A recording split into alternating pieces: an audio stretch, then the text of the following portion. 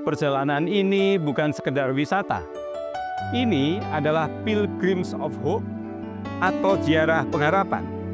Perjalanan menelusuri jejak para rasul, para kudus, dan tanda-tanda kasih Tuhan yang hadir di berbagai tempat di Eropa.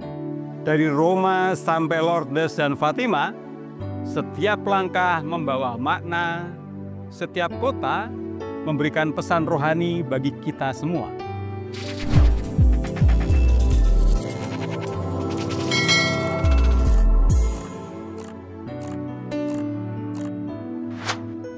Roma, pusat gereja Katolik dan saksi awal iman Kristen. Disinilah Rasul Petrus dan Rasul Paulus mengorbankan hidup mereka demi Injil. Kami memulai ziarah dari Basilika Santo Paulus di luar tembok, tempat dimakamkannya Rasul Paulus. Kemudian menuju Basilika Santo Petrus di Vatikan, gereja terbesar dan pusat iman Katolik dunia. Di Basilika ini kami melakukan ritual memikul salib, memasuki Porta Santa atau Holy Door, dan keesokan harinya mendapat kesempatan mengikuti audiensi dengan Bapak Paus serta menerima berkat apostolik. Lalu kami berpindah untuk berkunjung dan berdoa di Basilika Santa Maria Maggiore yang memuliakan Bunda Maria sebagai Bunda Gereja. Disinilah tersimpan religiu palungan tempat Yesus dibaringkan di Bethlehem, dan terdapat pula makam Paus Fransiskus. Perjalanan dilanjutkan ke Basilika Santo Yohanes Lateran, gereja katedral Paus, di mana kami menaiki Scala Santa, yakni tangga suci yang diyakini pernah dinaiki Yesus di Istana Pilatus dengan berlutut dalam hening dan doa. Tidak lupa kami singgah di Kolosium, yakni ikon sejarah Romawi yang dulu menjadi arena gladiator dan tempat di mana sejumlah martir Kristen disiksa dan dibunuh demi iman mereka.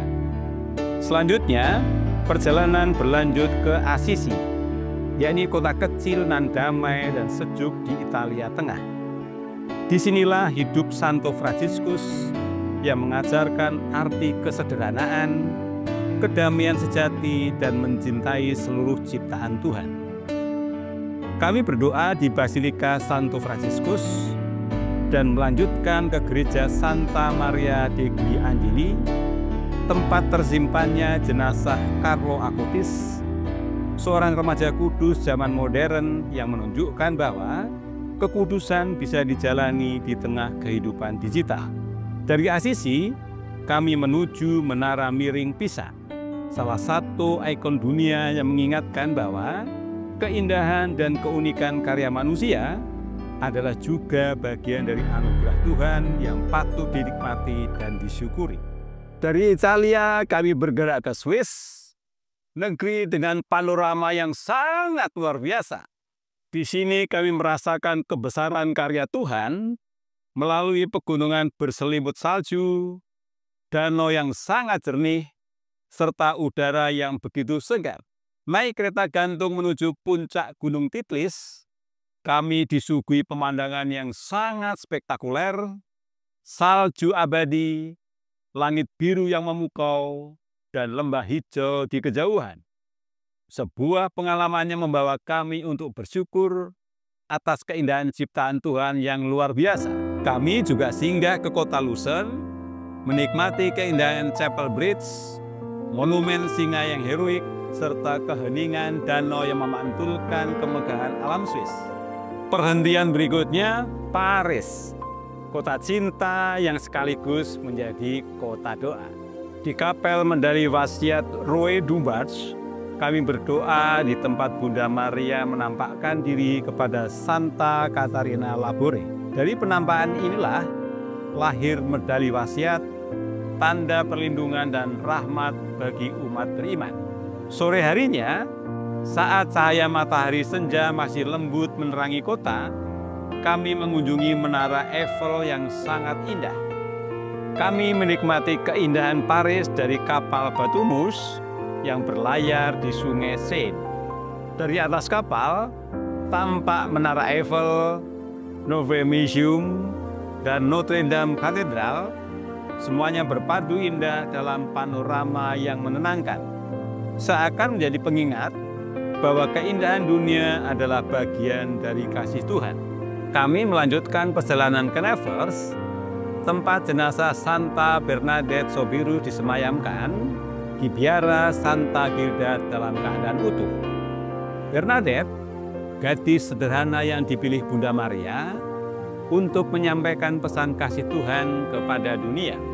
Selanjutnya kami tiba di Lourdes, tempat ziarah yang selalu penuh dengan peziarah dari berbagai negara. Kami berdoa di Gua Massa Bielle, membasuh diri dan minum air suci Lourdes yang diyakini membawa rahmat kesembuhan. Kami juga melakukan jalan salib naik bukit, mengenang sengsara Kristus dengan hening dan penuh devosi. Saat malam tiba, udara sejuk pegunungan dan prosesi lilin di depan Basilika Lourdes menghadirkan suasana yang begitu menggetarkan hati. Lautan cahaya dan doa, tanda iman yang hidup dan penuh harapan. Ziarah berlanjut ke Spanyol, negeri yang kaya akan warisan iman dan pengetahuan. Di Loyola kami mengenang Santo Ignatius, pendiri Serikat Yesus yang mengajarkan penyerahan total kepada kehendak Allah. Di Burgos dan Salamanca, kami menyaksikan bagaimana gereja membangun peradaban melalui pendidikan, seni, dan ilmu pengetahuan, bahwa iman bukan hanya berdoa, tapi juga berpikir, berkarya, dan mendidik. Akhirnya perjalanan membawa kami ke Portugal, menuju Fatima, tempat penampakan Bunda Maria kepada 3 anak gembala, Lucia, Francisco, dan Jacinta. Pesan Fatima adalah panggilan untuk pertobatan, doa rosario, dan perdamaian dunia. Kami pun melakukan jalan salib di Fatima, merenungkan penderitaan Kristus dalam keheningan dan doa bersama ribuan peziarah lain. Ziarah diakhiri di Lisbon, kota yang memadukan sejarah dan keindahan. Menara Belém, Monumen to the Discoveries, Baisa, dan Praca do Comércio, tempat di mana semangat menjelajah dunia bermula, seperti halnya iman yang terus melangkah menembus batas. 16 hari, 5 negara, puluhan tempat suci dan bersejarah.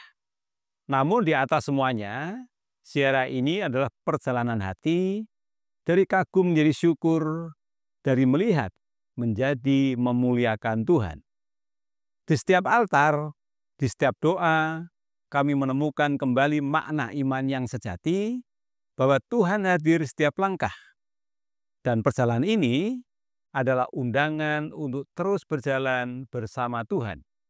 Dari Roma sampai Lourdes dan Fatima, demikian tadi ziarah iman yang sangat mengesankan. Terima kasih telah mengikuti perjalanan kami. Sampai jumpa pada video-video perjalanan berikutnya.